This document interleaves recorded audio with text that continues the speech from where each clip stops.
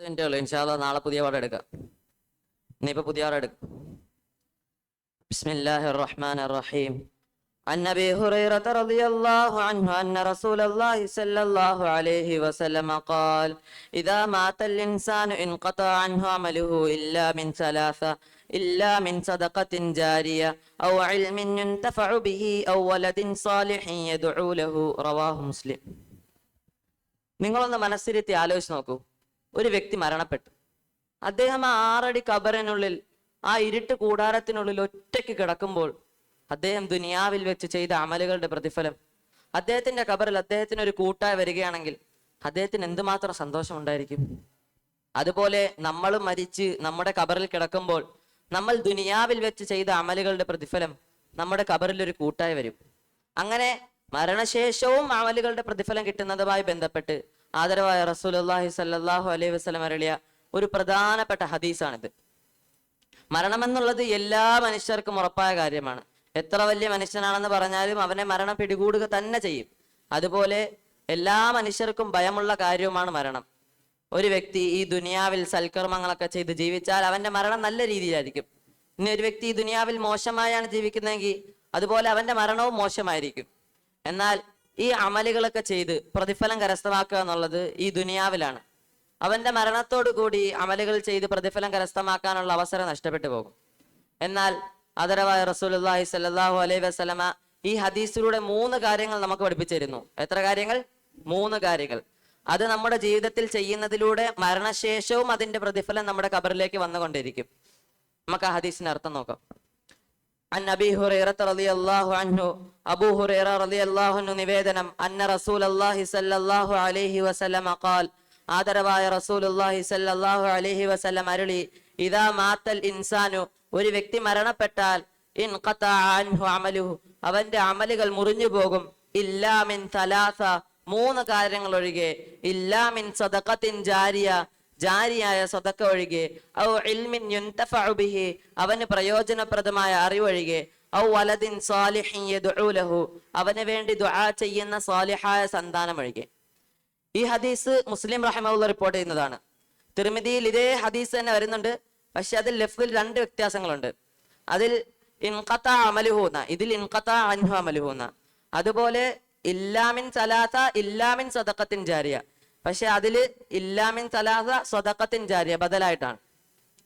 ഇദാ മാത്തൽ ഇൻസാനു ഒരു വ്യക്തി മരണപ്പെട്ടാൽ ഇൻഖതാ അൻഹു അമലുഹു അവന്റെ അമലുകൾ മുറിയും. അമലുകൾ മുറിഞ്ഞു പോവുക എന്ന് പറഞ്ഞാൽ അവന്റെ മേൽ ഇത്രയും നാൾ ബാധ്യതയായിരുന്ന നമസ്കാരം, നോമ്പ്, സക്കാത്ത് മുതലായ അമലുകളുടെ ബാധ്യത ഇല്ലാതാകും. മരണത്തോടുകൂടി അമലുകൾ ചെയ്യാനുള്ള അവസരം നഷ്ടപ്പെടും. ദലീലുൽ ഫാലിഹൈനിൽ അതിന്റെ മുസന്നിഫ് പറയുന്നുണ്ട് ഇൻഖതഅ അൻഹു അമലുഹു അമലുകൾ മുറിഞ്ഞു പോകും എന്ന് പറഞ്ഞതിന്റെ കാരണം ദുനിയാവാണ് അമലുകൾ ചെയ്യാനുള്ള സ്ഥലം.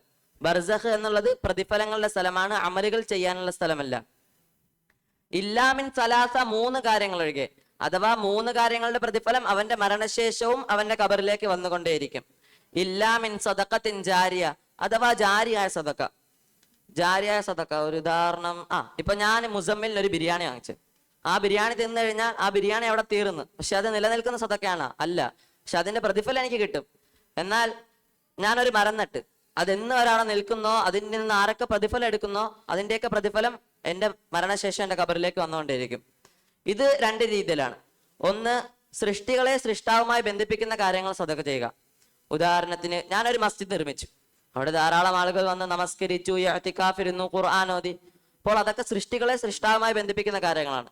അപ്പോൾ അതിന്റെയൊക്കെ പ്രതിഫലം അവന്റെ മരണശേഷവും അവന്റെ കബറിലേക്ക് വന്നുകൊണ്ടേയിരിക്കും.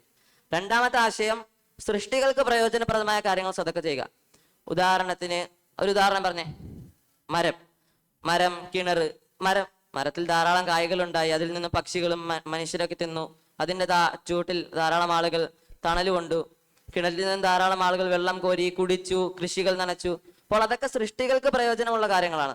അപ്പൊ അതിന്റെയൊക്കെ പ്രതിഫലം അവന്റെ മരണശേഷം അവന്റെ കബറിലേക്ക് വരും. 2ാമതായി നബി സല്ലല്ലാഹു അലൈഹി വസല്ലം പറഞ്ഞത് ഔ ഇൽമിൻ യുൻതഫഉ ബിഹി പ്രയോജനപ്രദമായ അറിവ്. പ്രയോജനപ്രദമായ അറിവ് കൊണ്ടുള്ള ഉദ്ദേശം വഹീന്റെ ഇൽമാണ്.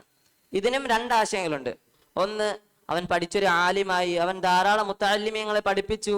അതിലൂടെ അവനിലൂടെ ഇൽമിന്റെ പരമ്പര നിലനിന്നു.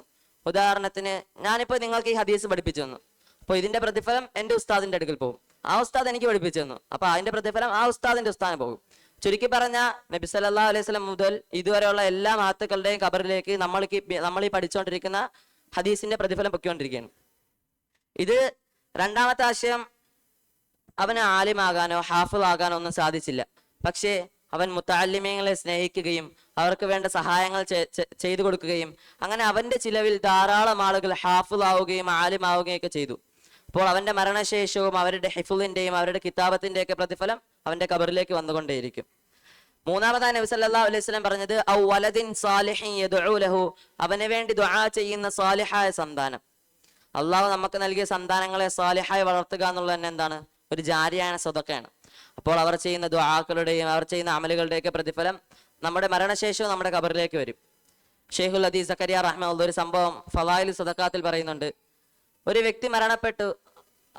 അദ്ദേഹം സ്വപ്നത്തിൽ കണ്ടു ഒരു ഖബർസ്ഥാനിൽ ധാരാളം ആളുകൾ എന്തൊക്കെയോ ശേഖരിക്കുന്നു. അപ്പോൾ അദ്ദേഹം അയാളോട് ചോദിച്ചു, ഇവരൊക്കെ എന്താണ് ചെയ്യുന്നത്?